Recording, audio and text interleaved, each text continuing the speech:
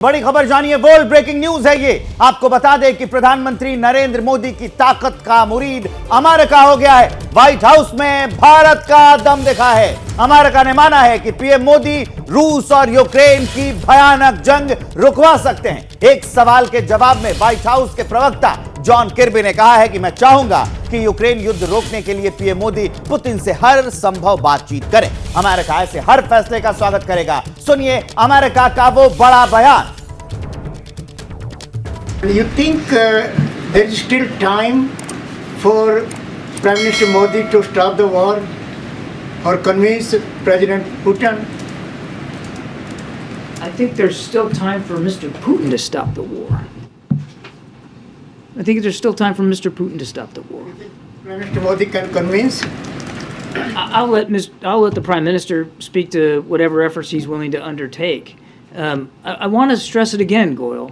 I mean, certainly the United States would welcome any effort that could lead to an end of hostilities in Ukraine. बड़ी खबर आपको बता दें, इस वक्त की वर्ल्ड ब्रेकिंग न्यूज बता रहे हैं आपको। प्रधानमंत्री नरेंद्र मोदी की ताकत का मुरीद हुआ अमेरिका। व्हाइट हाउस में दिखा भारत का दम। आपको बता दें कि अमेरिका ने पीएम मोदी के लिए यह माना है कि वो रशिया और यूक्रेन के बीच जो जंग चल रही है वो रुकवा सकते हैं। एक सवाल के जवाब में व्हाइट हाउस के प्रवक्ता जॉन किर्बी ने कहा कि मैं चाहूंगा कि यूक्रेन युद्ध रोकने के लिए पीएम मोदी पुतिन से हर संभव बातचीत करें। अमेरिका ऐसे हर फैसले का स्वागत करेगा। सुनिए अमेरिका का ये बड़ा बयान।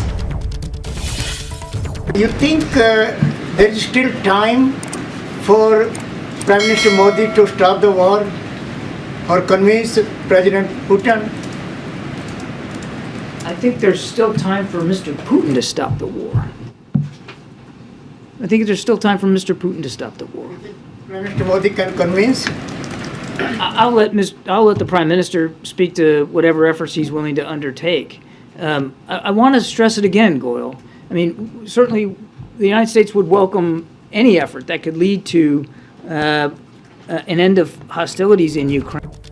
तो आप व्हाइट हाउस के प्रवक्ता जॉन किर्बी को सुन रहे थे। उन्होंने साफ कहा है कि जो जंग एक साल से चल रही है, करीब एक साल, 24 फरवरी को एक साल पूरे हो जाएंगे, जिस जंग ने इतनी तबाही मचाई है उसको प्रधानमंत्री नरेंद्र मोदी रुकवा सकते हैं। ये बात भी विश्व मंचों से कई बार सामने आ चुकी है कि इस भयानक जंग को प्रधानमंत्री नरेंद्र मोदी बातचीत से रुकवा सकते हैं। वही बात व्हाइट हाउस के जो प्रवक्ता हैं जॉन किर्बी, उन्होंने कहा है कि वो नरेंद्र मोदी पुतिन से बात करें और ये जो दो देशों की जंग है जो करीब एक सालों से चल रही है, रूस भी डटा हुआ है जंग में और यूक्रेन नाटो देशों, पश्चिमी देशों की मदद से इस जंग में पिछले एक साल से रुका हुआ है। उस विध्वंसक, उस खतरनाक, उस जानलेवा जंग को, उस विनाशकारी जंग को प्रधानमंत्री नरेंद्र मोदी बातचीत से रुकवा सकते हैं। यह बयान आया है व्हाइट हाउस का। आपको बता दें कि लगातार जो यूक्रेन के राष्ट्रपति हैं ज़ेलेंस्की, वो देशों से मिलते हैं, देशों के राष्ट्राध्यक्षों से मिलते हैं, पश्चिमी देशों के राष्ट्राध्यक्षों से मिलते हैं और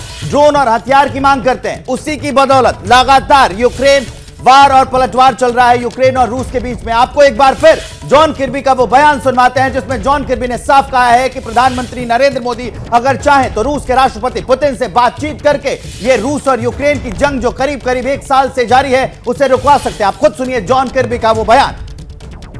You think there is still time for Prime Minister Modi to stop the war or convince President Putin? I think there's still time for Mr. Putin to stop the war. I think there's still time for Mr. Putin to stop the war. Prime Minister Modi can convince?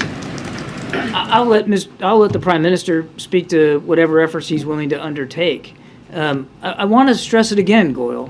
I mean, certainly the United States would welcome any effort that could lead to an end of hostilities in Ukraine. तो हम आपको John किर्बी का बयान सुनवा रहे थे, उस जंग की बात कर रहे थे जो इंसानों ने शुरू की है और एक अप्राकृतिक तबाही की ओर ले चलते हैं। आपको तुर्की से जुड़े अपडेट दिखाते हैं। भूकंप ने जो तबाही मचाई है तुर्की और सीरिया में, भूकंप के बाद हालात बद से बदतर होते जा रहे हैं। जान गंवाने वालों की संख्या लगातार बढ़ती जा रही है। तुर्की और सीरिया में अब तक 24,680 लोगों की जान जा चुकी है। ये सबसे ताजा और भयावह आंकड़े हैं। वहीं 85,000 से ज्यादा लोगों के घायल होने की खबर है। अकेले तुर्की में ही 20,213 लोगों की जान चली गई है और 80,000 से ज्यादा लोग घायल हैं तुर्की में। अब सीरिया का रुख करते हैं, वहां भी भूकंप के झटके आए थे। वहां का आंकड़ा कहता है कि 4,467 लोग इसमें अपनी जान गंवा चुके हैं और 5,000 से ज्यादा लोग जख्मी हैं। यह आंकड़ा और ज्यादा बढ़ सकता है क्योंकि उस भूकंप ने जो तबाही मचाई, 7.8 तीव्रता का जो भूकंप आया था, उसने जो तबाही मचाई, अब लगातार रेस्क्यू किया जा रहा है। भारत ने मदद भेजी है, दूसरे देशों ने, जो पड़ोसी देश है तुर्की के, उन्होंने भी मदद भेजी है और रेस्क्यू किया जा रहा है।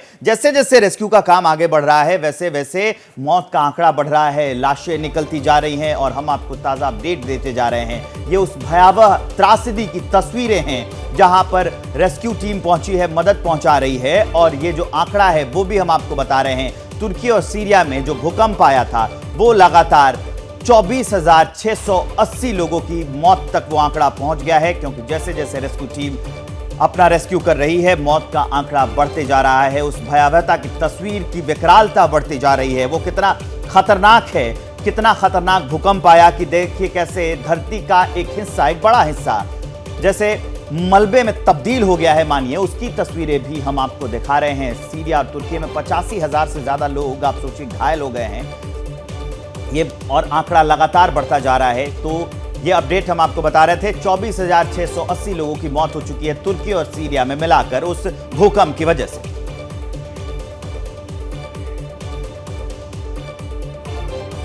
और इस बीच एक और बड़ी खबर आपको बता दें, त्रिपुरा में विधानसभा चुनाव होने वाले हैं, जिसके प्रचार के लिए प्रधानमंत्री नरेंद्र मोदी आज त्रिपुरा पहुंचेंगे। त्रिपुरा विधानसभा चुनाव के लिए प्रधानमंत्री 2 चुनावी रैलियों को संबोधित करेंगे। पीएम मोदी धलाई जिले के अंबासा में दोपहर 12 बजे के आसपास पहली रैली को संबोधित करेंगे और दूसरी रैली होगी गोमती में, जो करीब 3 बजे प्रधानमंत्री इस रैली को संबोधित करेंगे।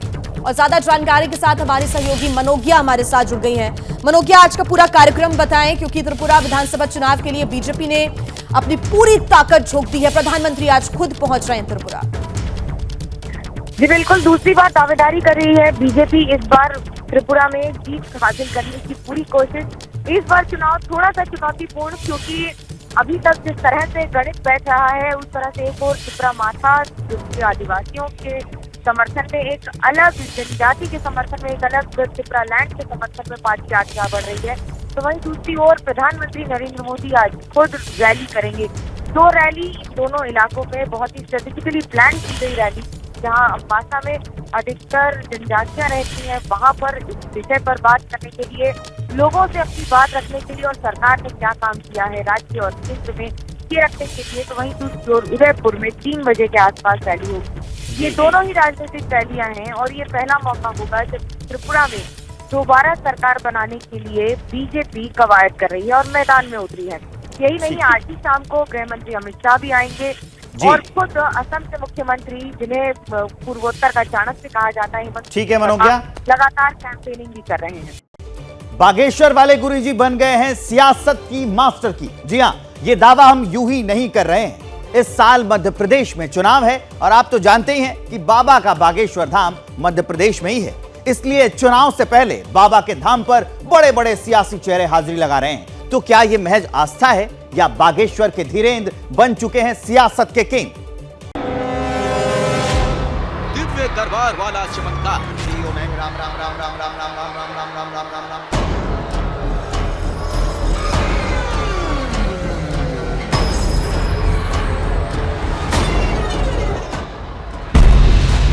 हिंदू राष्ट्र की ललकार, तुम मेरा साथ दो, हम हिंदू राष्ट्र बनाएंगे।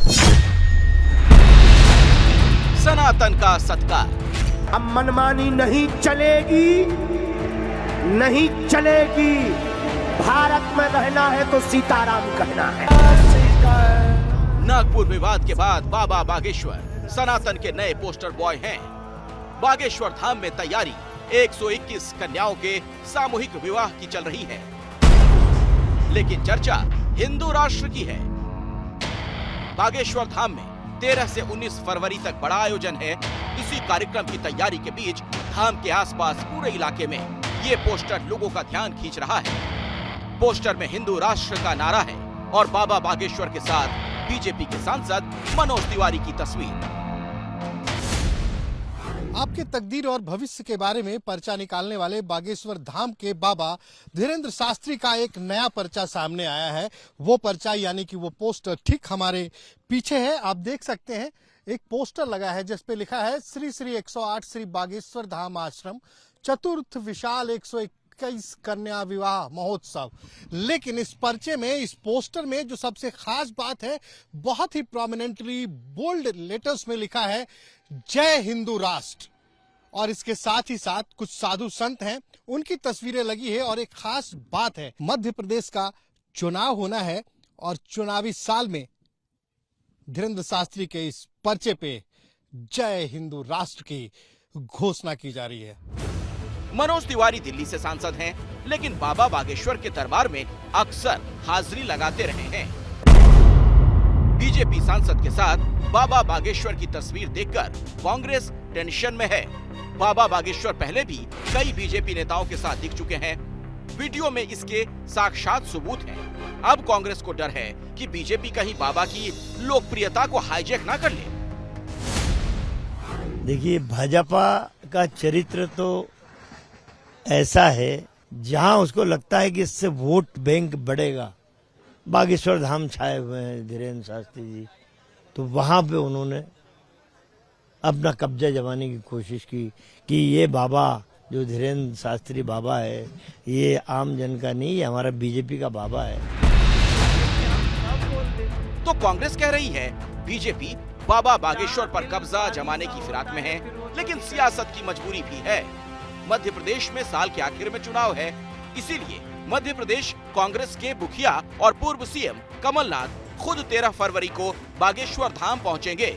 इसीलिए बीजेपी पूछ रही है, बाबा के साथ पोस्टर में क्या बुराई है? देखिए, हम धर्म का उपयोग राजनीति में नहीं करते। धर्म हमारे लिए आस्था का विषय और धर्म में हमारा विश्वास है। हाँ, कांग्रेस जरूर समय समय पर धर्म का उपयोग सिर्फ राजनीति के लिए करती है और उन्हें सिर्फ चुनाव के समय ध्यान आता है।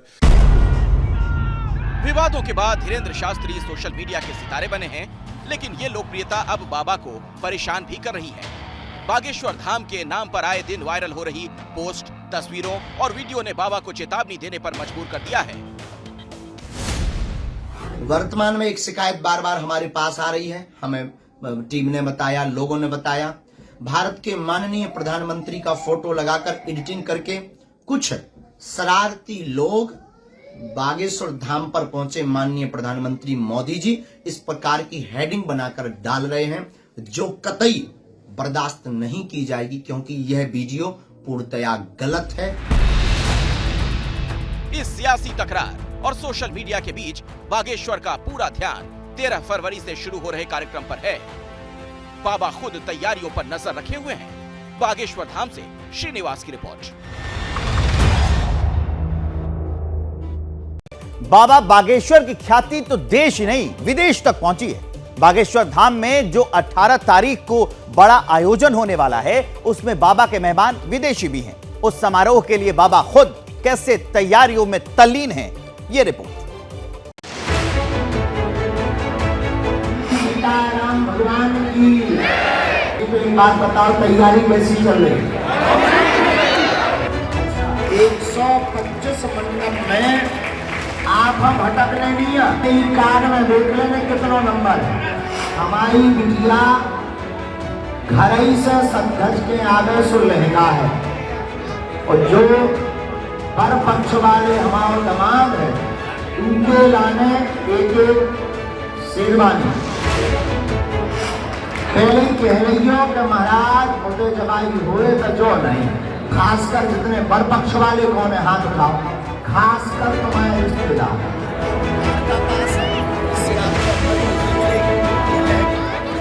आज से हम कहा है बात। जितना बड़ा आयोजन उतनी बड़ी तैयारी, जिसकी एक एक चीज पर खुद नजर रखे हुए हैं बागेश्वर धाम के बाबा धीरेन्द्र कृष्ण शास्त्री। जब शेरवानी है तो दूल्हा घर ही से सजोवा बेदमान। मध्य प्रदेश के छतरपुर में बागेश्वर धाम में 18 फरवरी को महाशिवरात्रि पर होने वाले सामूहिक विवाह की तैयारियां जोरों पर हैं, जिसमें धाम की तरफ से 121 लड़कियों का विवाह कराया जा रहा है। 18 फरवरी को बागेश्वर धाम पर 121 गरीब बेटियों का विवाह बागेश्वर धाम की दान पेटी के रुपयों से करवाया जाएगा। और हिंदुओं के लिए ये गौरव का विषय है, भारत का पहला मंदिर है जहां की दान पेटी से मंदिर का निर्माण नहीं, समाज का निर्माण किया जाता है। आयोजन चूंकि बहुत बड़े लेवल का है, लिहाजा खुद धीरेंद्र शास्त्री कथा स्थल और अन्नपूर्णा भंडार स्थल में चल रहे कामकाज का निरीक्षण कर रहे हैं। तो बागेश्वर धाम में कोई पूजा और श्रृंगार की सामग्री की पैकिंग कर रहा है, कोई दूल्हा और दुल्हन पक्ष को ड्रेस दे रहा है, कोई आयोजन के पास बांट रहा है, तो बाहर बाजार में बाबा के भक्त पीले चावल से निमंत्रण बांट रहे हैं। अब तक जो लोग कहते थे भगवान नहीं होते, दिव्य शक्तियां नहीं होती है, ये सब पाखंड है, झूठ है। हमें लगता है बागेश्वर बालाजी का दरबार ऐसे लोगों के मुंह पर तमाचा मारने के लिए ही लगता है। बागेश्वर धाम में खुद बाबा वर वधू पक्ष वालों को समझा रहे हैं कि क्या करना है क्या नहीं करना है। बाबा बोले, ब्याह में न शराब चलेगी और न नागिन डांस। महाराज उते जबाई हुए तो जो नहीं, खासकर जितने बर पक्ष वाले कौन है हाथ उठाओ, खासकर तुम्हारे रिश्तेदार कैसे बाराती के नागिन डांस करवे आप। तो हमारा निवेदन है कि ऐसे पहले से प्रार्थना करें। महाशिवरात्रि पर होने वाले समारोह में बागेश्वर धाम में बहुत बड़ा जमघट लगने वाला है। बाबा ने कई देसी विदेशी मेहमानों को न्योता भेजा है। बागेश्वर धाम के ट्विटर हैंडल से पता चला कि साइमन ओवेंस भी बाबा के मेहमान होंगे, जिन्हें ब्रिटेन के किंग चार्ल्स तृतीय का प्रतिनिधि बताया जा रहा है। बागेश्वर धाम पर 13 फरवरी से 19 फरवरी तक का दिव्य भव्य विशाल आयोजन बुंदेलखंड का प्रारंभ होने जा रहा है। पूरे संतों का आगमन, समस्त बागेश्वर धाम के पागलों का आगमन, भारतीय पागलों के साथ साथ कुछ विदेशी पागल भी आ रहे हैं। तो आप सभी तैयारी कर लें बागेश्वर धाम आने की। साइमन ओवेंस तब भी बाबा के दरबार में पहुंचे थे जब लंदन में धीरेंद्र कृष्ण शास्त्री ने राम कथा की थी। और विचित्र बात देखिए, ना उनके पांव में पादुका है ना जूता है, और जो टोपी लगा करके आए, ये है सनातन धर्म की महिमा कि वो टोपी भी नीचे रखे हुए हैं और कथा को सुन रहे हैं। महारानी नहीं आ पाई हैं, यहाँ की जो महारानी है उनके वो ये आपके बारे में हम बताएं, उनके प्रतिनिधि हैं आप। यहाँ की जो महारानी है एलिजाबेथ, क्वीन एलिजाबेथ। तो महाशिवरात्रि पर बाबा महा आयोजन के मेजबान हैं, इसीलिए हर बारीक से बारीक चीज पर उनकी नजर है।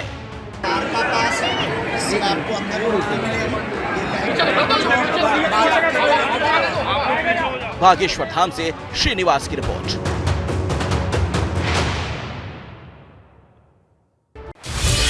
सबसे ज्यादा तबाही तुर्की में हुई है, जहां मृतकों का आंकड़ा 20,000 के पार पहुंचा, जबकि घायलों की संख्या 80,000 के ऊपर। सीरिया में भूकंप का सबसे ज्यादा असर तुर्की से लगे इलाके में हुआ। 4,000 से ज्यादा लोगों की मौत, 5,000 से ज्यादा लोग जख्मी। एबीपी न्यूज के कैमरे में कैद हुई तुर्की के मराश से तबाही की खौफनाक तस्वीरें। 10 मंजिला अपार्टमेंट पूरी तरह उसकी दीवार गिर गई।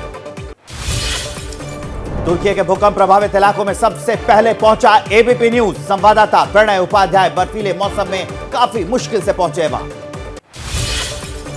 तुर्की के मराश में इमारत की दूसरी मंजिल जमीन पर आ गिरी। सामान चारों तरफ बिखरा हुआ है, लोगों के घर मिट्टी में तब्दील। तुर्की से मराश इलाके में सन्नाटा पसरा। इमारतें टूटकर बदहाल और जर्जर हुई। इस इमारतों के पास लोगों को जाने की मनाही है। तुर्की की तबाही के बलबे में हो रही पैगंबर मोहम्मद की दाढ़ी के बाल की तलाश। खैरमन मराश में 900 साल पुरानी मस्जिद टूटी। तुर्की की मस्जिद में पैगंबर साहब का ये बाल एक बॉक्स में रखा था, इसकी तलाश चल रही है। बाल मिलते ही उसे सुरक्षित जगह ले जाएगी टीम। तुर्की में भूकंप से मलबे में दबे लोग 5 दिन बाद भी सही सलामत बाहर निकल रहे हैं। इन्हें मलबे के नीचे भी हवा मिलती रही और सांसें चलती रही। तुर्की में सड़क किनारे दिन बिता रहे हैं भूकंप पीड़ित। इनमें वो लोग भी हैं जिनके घर सही सलामत हैं, लेकिन भूकंप के खौफ से वो लौटना नहीं चाहते। तुर्की में 5 दिन बाद भी मलबे के नीचे दबे हुए हैं लोग। राहत के काम में देरी से नाराज लोगों का दिखने लगा है गुस्सा। तुर्की में मलबे में जारी है भूकंप पीड़ितों की तलाश। स्पेन की रेस्क्यू टीम ने एक महिला को इमारत के मलबे से निकाला। आज त्रिपुरा में हुंकार भरेंगे पीएम मोदी। 2 चुनावी रैलियों को करेंगे संबोधित। 12 बजे पहली बार अंबासा में और 3 बजे दूसरी रैली गोमती में होगी। इस साल के अंत में होने वाले छत्तीसगढ़ विधानसभा चुनाव के लिए आज बस्तर का दौरा करेंगे जेपी नड्डा। जगदलपुर के रेलवे ग्राउंड में करेंगे रैली। बस्तर में रैली से पहले नड्डा लेंगे आशीर्वाद। सुबह 11 बजे मां दंतेश्वरी मंदिर में पूजा अर्चना करेंगे। एमपी कांग्रेस अध्यक्ष कमलनाथ ने अपने विधानसभा क्षेत्र से चुनाव न लड़ने की अफवाहों की सच्चाई बताई है। कहा छिंदवाड़ा या सौंसर में से किसी एक सीट पर फैसला होना है। मणिपुर के सीएम एन बीरेन शाह ने साधा ममता बनर्जी पर निशाना। कहा ममता जी का राज नॉर्थ ईस्ट में मुमकिन नहीं। मणिपुर के सीएम ने एबीपी न्यूज से की बातचीत और दावा किया। कहा मणिपुर एकदम स्वर्ग की तरह बन गया है। सड़कें पुल पहले नहीं थे, हमने बनवाए। एमपी में चुनाव से पहले बीजेपी निकाल रही है विकास यात्रा। मध्य प्रदेश के विधायक और मंत्री यात्रा में हिस्सा ले रहे हैं। बीजेपी की विकास यात्रा में किया जा रहा है सरकार के विकास का गुणगान। लोग पूछ रहे हैं कहां हुआ विकास। आम आदमी पार्टी ने शुरू की 2024 के लोकसभा चुनाव की तैयारी। राज्यों में नए सिरे से संगठन का गठन। 2024 को लेकर केजरीवाल कर रहे हैं दूसरी पार्टी के नेताओं से मुलाकात। हाल में जेडीयू नेता केसी त्यागी और झारखंड के सीएम हेमंत सोरेन से मुलाकात की। लखनऊ में शुरू हुआ इन्वेस्टर समिट। पीएम मोदी ने किया उद्घाटन। यूपी को मिले 32,92,000 करोड़ के निवेश प्रस्ताव। इन्वेस्टर समिट में बोले पीएम मोदी। कहा लोग कहते थे कि यहां विकास होना नामुमकिन, लेकिन यूपी ने खुद को डंके की चोट पर साबित किया। मुकेश अंबानी की रिलायंस कंपनी उत्तर प्रदेश में करेगी 75,000 करोड़ रुपए का निवेश। 1 लाख लोगों को नौकरी देगी। इन्वेस्टर समिट की शाम लखनऊ में हुआ ड्रोन शो। 600 ड्रोन्स ने बिखेरी रंग बिरंगी रोशनी। शो के जरिए यूपी की भव्यता को दिखाया गया। इन्वेस्टर समिट पर एसपी अध्यक्ष अखिलेश यादव ने पूछा यूपी में जो लोग निवेश के लिए आ रहे हैं उनको यहां क्या मिलेगा। यूपी के प्रयागराज में निवेशक कुंभ का आयोजन। 66,000 से ज्यादा लोगों को रोजगार मिलने की उम्मीद। आगरा में G20 की बैठक में आज महिला सशक्तिकरण पर होगी कॉन्फ्रेंस। 20 देशों की महिला नेताओं समेत 150 सदस्य होंगे इसमें शामिल। आगरा पहुंचे विदेशी मेहमानों का जगह जगह स्वागत। G20 बैठक में आए विदेशी डेलीगेशन पर की गई फूलों की बारिश।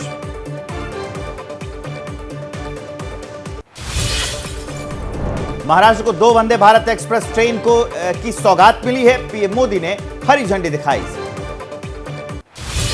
उद्घाटन के बाद पीएम मोदी वंदे भारत ट्रेन में सवार हुए। स्कूली बच्चों से मुलाकात की। स्कूली छात्राओं ने गाना भी गाया। प्रधानमंत्री नरेंद्र मोदी ने हेलीकॉप्टर से ली मुंबई की तस्वीर। कैप्शन दिया hello again Mumbai. Social media पर वीडियो किया शेयर।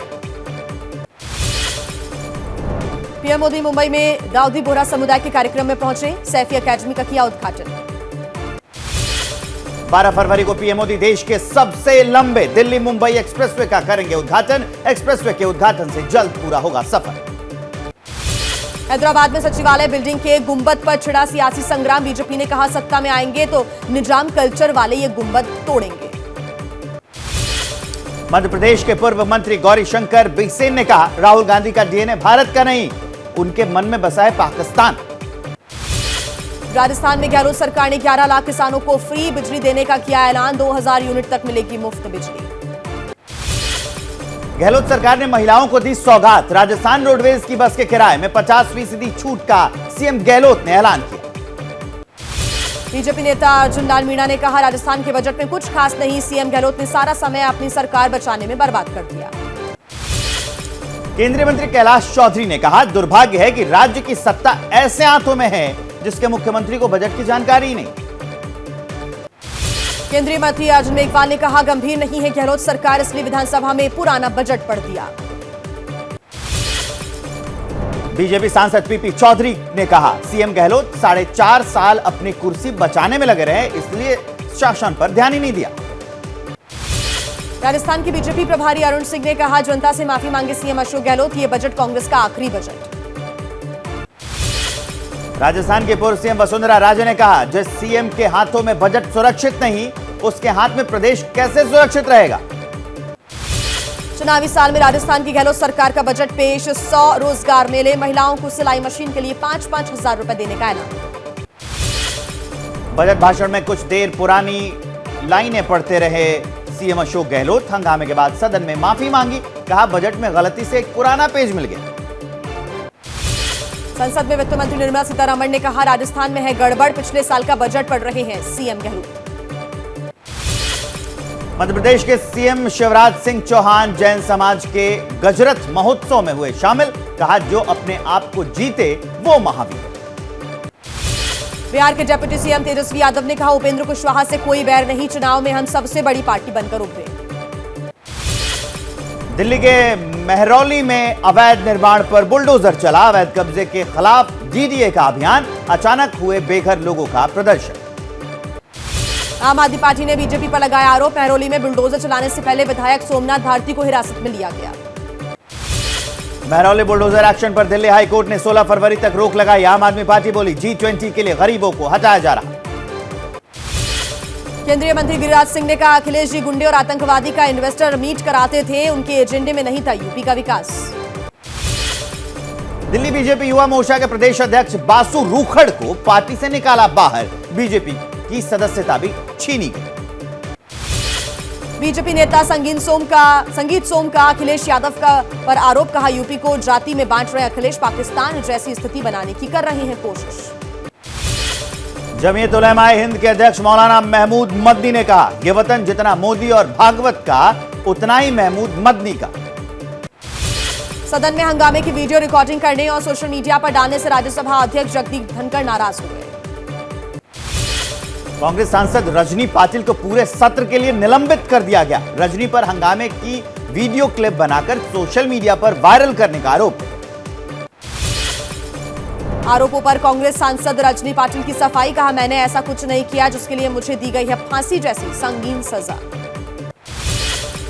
कांग्रेस सांसद मल्लिकार्जुन खड़गे ने कहा पीएम ने महंगाई अडानी पर कुछ नहीं कहा, सदन में अहंकार भरी बातें बोली। विपक्ष के आरोपों पर संसदीय कार्य मंत्री प्रहलाद जोशी का पलटवार, पूछा गलत भाषा का इस्तेमाल करना क्या ये तरीका सही है। कांग्रेस सांसद अधीर रंजन चौधरी ने कहा संविधान में सदन के अंदर हमें अपनी बात रखने का अधिकार, असंसदीय बातें करते हैं सत्ता पक्ष के लोग। राज्यसभा में नेता विपक्ष मल्लिकार्जुन खड़गे का आरोप, प्रधानमंत्री ने छाती ठोक ठोक कर चुनावी भाषण दिया, क्या जेपीसी की मांग करना गुनाह है। छत्तीसगढ़ के मुख्यमंत्री भूपेश बघेल ने कहा हमारे प्रधानमंत्री ने सीना ठोक कर बात की, लेकिन जिस पर बात करनी चाहिए थी वो नहीं की। चंडीगढ़ में यूथ कांग्रेस का प्रदर्शन, अडानी ग्रुप के खिलाफ हिंडनबर्ग रिपोर्ट पर कार्रवाई की मांग। मूडीज ने अडानी की 4 कंपनियों की रेटिंग बदलकर स्टेबल से नेगेटिव की है, हिंडनबर्ग की रिपोर्ट के बाद अडानी ग्रुप की कंपनियों के शेयर गिर गए। शंकराचार्य स्वामी अविमुक्तेश्वर आनंद ने संघ प्रमुख मोहन भागवत के बयान पर जताई नाराजगी, कहा जाति व्यवस्था के बारे में गीता में लिखा। बीजेपी सांसद मनोज तिवारी ने कहा धीरेन्द्र कृष्ण शास्त्री का हिंदू राष्ट्र का सपना उनकी खुद की भावना, इसे मध्य प्रदेश के चुनाव से ना जोड़ें। धीरेन्द्र शास्त्री के रामायण को राष्ट्रीय ग्रंथ बनाने की मांग पर बोली उमा भारती, जो अंतर्राष्ट्रीय ग्रंथ है उसे राष्ट्रीय ग्रंथ क्यों बनाना। अयोध्या और दिल्ली मेट्रो को बम से उड़ाने की धमकी देने के आरोप में पति पत्नी गिरफ्तार, प्रेमिका के परिजनों को फंसाने के लिए यह साजिश रची थी। अयोध्या में बन रहे राम मंदिर का 70% काम पूरा हुआ, अक्टूबर 2023 में पहली मंजिल का काम हो जाएगा पूरा। छत्तीसगढ़ के नारायणपुर में बीजेपी नेता सागर साहू को घर में घुसकर गोली मारी, इलाज के दौरान उनकी मौत हो गई, वारदात के बाद हमलावर फरार।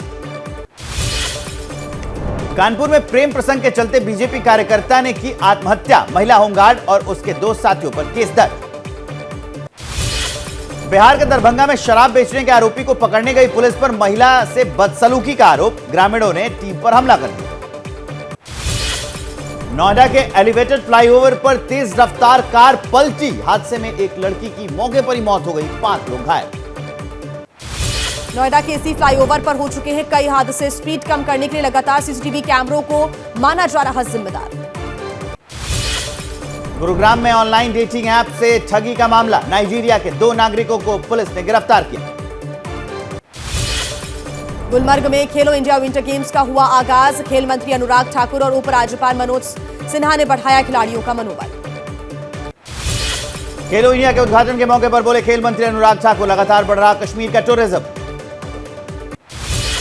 वैलेंटाइंस वीक में 7 समुंदर पार से आया प्यार। फिनलैंड की जूलिया ने बिहार के प्रणव से मंदिर में रचाई शादी। नागपुर में हो रहे बॉर्डर गावस्कर ट्रॉफी में टीम इंडिया ने पहली पारी में 7 विकेट पर 321 रन बनाए। रोहित शर्मा ने 120 रन बनाए। आईसीसी महिला टी20 वर्ल्ड कप आज से शुरू। पहला मुकाबला ग्रुप ए की टीमों दक्षिण अफ्रीका और श्रीलंका के बीच। भारतीय उप कप्तान स्मृति मंधाना अभ्यास मैच के दौरान चोटिल हो गई। महिला विश्व कप के पहले मैच में पाकिस्तान के खिलाफ खेलना तय नहीं। अमेरिका ने माना कि पीएम मोदी रुकवा सकते हैं रूस और यूक्रेन की जंग। व्हाइट हाउस के प्रवक्ता जॉन किर्बी ने कहा कि पीएम मोदी पुतिन से बात करें।